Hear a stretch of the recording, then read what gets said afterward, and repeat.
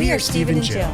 Together, we've been buying and reselling land since the 90s. Our data-centric approach leaves our buyers asking, how can you sell it so cheap? Here on the Land Academy Show, We answer that and more. Steve and Jill here. Happy Monday. Welcome to the Land Academy Show, entertaining land investment talk. I'm Stephen Jack Butella. And I'm Jill DeWitt, broadcasting from the Valley of the Sun. Today, Jill and I, aside from Jill looking like a hippie, are going to talk a little bit about building a land flow. What are you talking about? Building a land workflow process like machining events. Why do you think I look like a hippie? Because of my necklace? Got a little hippie thing going on. And it's good. Oh, yeah. By the way, this is like Laguna Beach sand in here. And by the way, did you know that there's a fire? Did you see the news today? No. As we're recording this, it's Thursday. It's 4 days before this is going to air. And there's a big fire in Laguna Beach right now. In Laguna Beach itself? Yes. And it's like real close to the homes. And it showed the firefighters, like a wall of them standing between homes. It's like in the little canyon. And it's Santa winds. And that's what's happening. Sure. It's blowing at the wrong, Every single year. I know. That's true. Every year this happens. This is true. I know. And Still terrible. I know. It's scary. But I'll take my hippie. It's an outstanding way to change the conversation almost immediately. Wear my Laguna Beach sand. It took an eighth of a second for us to not talk about real estate. Yes. Thank you. Now, oh, welcome to my world. Before we get into it, let's take a question posted by one of our members on the landinvestors.com online community. It's free. And please don't forget to subscribe on the Land Academy YouTube channel. Comment on the shows you like. Kim wrote, does anyone know if there's an easy way to search days on market for agents? I'm one by oneing my way through Zillow and LandWatch at the moment, researching listing agents and brokers to engage. But I keep thinking there's an API or Excel download that I could be accessing. I'm attempting to weigh sales price versus days on market for these agents. Interesting. This approach seems to make sense when choosing who I contact. Let me know if you look for other characteristics as well in a listing agent. Oh, I have a few. I don't want this to take forever, but right now I'm new to this piece of the process and wanting to make a little sense out of who I should engage. All right. Kim, this is an extremely intelligent question. And Jill's got a lot to say, but before she says it, I want you to stop this notion of tying a real estate agent, the best real estate agent out there, maximizes your price. So I think that's what you're trying to do. You're trying to get a download to see who's getting the most price per acre, and then you're going to contact that agent and they might be your agent. Right. Jill's going to dispel that for you right now. Totally. So Kim, you're clearly like Jack, and it's all data driven. And I do understand that. But here's my first tip to finding an agent. Do they answer the phone? Yep. Call them. That's number one. Jill calls them at like 6 a.m. sometimes to trick them. I don't do that. Two or 3 days ago, you did that. It was 8, and it wasn't a trick. Okay, wait a minute. It was between 7 and 8. It wasn't 6, but it was like 7:30 in the morning. Yes, it was early, but we were getting ready to go on the road and look at a property. And they answered. And he answered. And I'm like, you know what? This might be a good guy to use. So that's it's more about the responsiveness, how hard they work for you, and are you on the same page? I never look at how fast their listing closed. I do two things. One is, do they make a good listing? Are there more than 3 pictures? Is there a video? Do they write a paragraph, like pulling the buyer in? That stuff that you go, wow, I want to buy this property. Do they care? You're right. That's one. You can tell if they care. Right. And then 2 is, are they responsive? Do they answer the phone? Do they get back to you in a timely manner?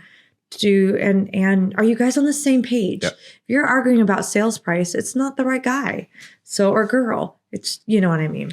This is one of the hottest markets, if not the hottest market I've ever seen. Right. It's since I've been in real estate. And it is the hottest. And so there's also in a 1-to-1 ratio with that. Never been more lazy real estate agents right now because they can get away with anything because properties sell.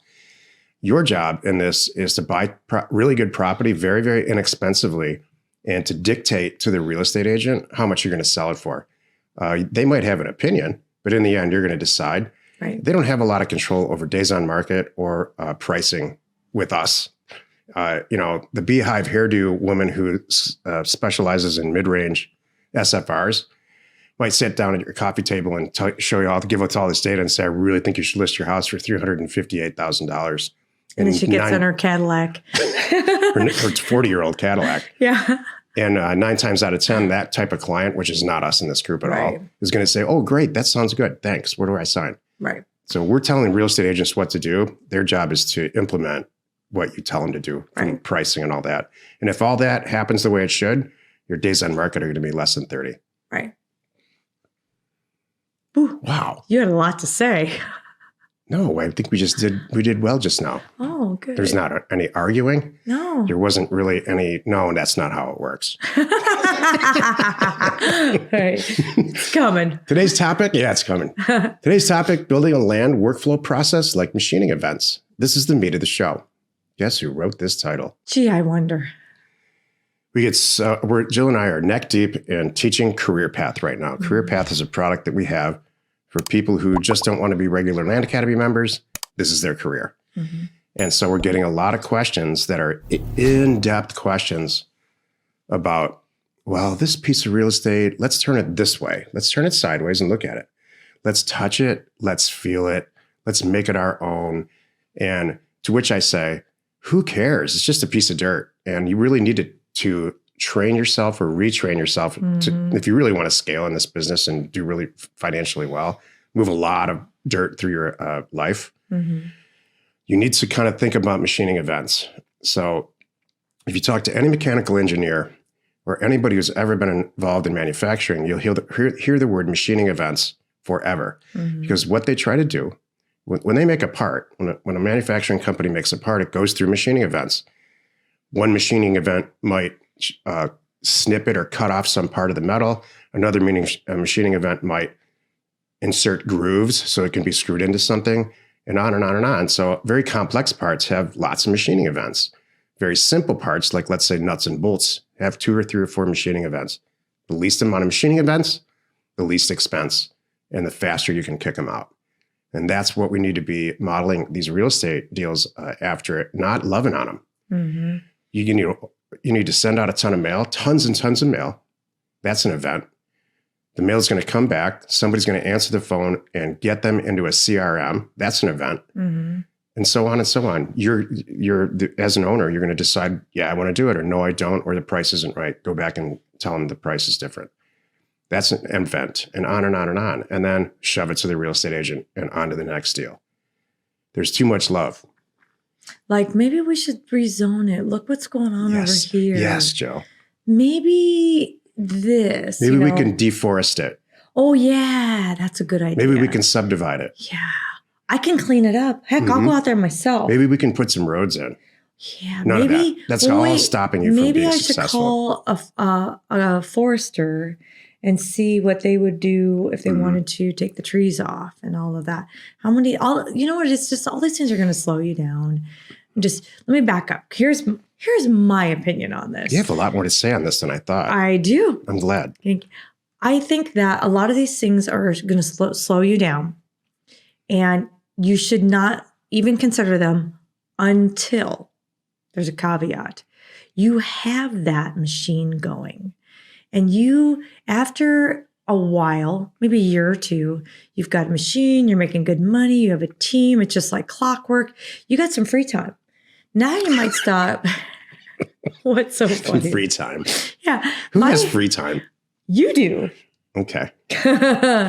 We do. So, and this is what happens. This is why I'm saying this, because this is what happened to us. You get the machine going, and then you can go, now I can take a step back, and maybe there's some special use properties in here that I could even make more money. I've got the time to wait, and then I can do this to them. And for it might be minor split. It might be stuff like that. It's going to take a year, but you don't care, because then it's kind of it's a different product type. So the key is, don't do it on every property. Don't change your process. But after a while, maybe test some other things and see how that goes. A lot of years ago, many, many years ago, to drive this point home, I had a company that would buy and sell 40-acre properties only. And we, in the state that we were operating in at the time, Here's the business model. We would buy any 40-acre property anywhere in the state. No questions asked. Forget about access. Because all they had to do was be alive to sign. None of the 5As or the 6As or the 4As, none of it. And we would auction it off on the internet, on various places in the internet at the time. And we would sell it for anywhere between $6,500. We would buy it for $4,000, sell it for anywhere between $6,500 and $40,000 or $50,000, or anywhere in between. And we moved some dirt, and we never looked at the deals. We never cared. We just made sure that we got title insurance and collected the money on the sale. And so that kind of model is what you should be after. I'm not saying go just try to buy 40-acre properties for that number. I'm not saying that at all. I'm saying what you're looking for is that type of consistency. Right. If you have to look at a property on Neighbor Scoop or anywhere else and really think about it for too long, you shouldn't be buying it. Correct. Oh, that makes me feel good. You know right away. Don't try to see something that's not there. That's another show. If you need access to any sort of ownership or property details, including owner phone numbers and FEMA flood map overlays, please check out parcelfact.com or neighborscoop.com. Created by investors, that's us, for investors like you. Happy you could join us today. 5 days a week, you can find us here on the Land Academy Show. Tomorrow, the episode on the Land Academy Show is called The Role of Your Telephone in the Land Business. You are not alone in your real estate ambition. That sounds like a Jill topic. That's totally a Jill topic. Today was mine. Tomorrow's yours. Oh, this came become the other day when I was like holding up my phone. And is that where that came from? No, again, this is all coming from Career Path. That's where I think I was doing it. Like, here's my phone. Oh, yeah. Here's my headset, or or my earbuds. They're with me everywhere I go. If you're a one-person operation, you should be on the phone all day. Mm-hmm. If you're doing this right. I don't think I convey that. I convey data, data, data. Do it this way. This is how you do it in Excel. All Sit back and find a Jill. Yep. That's about it.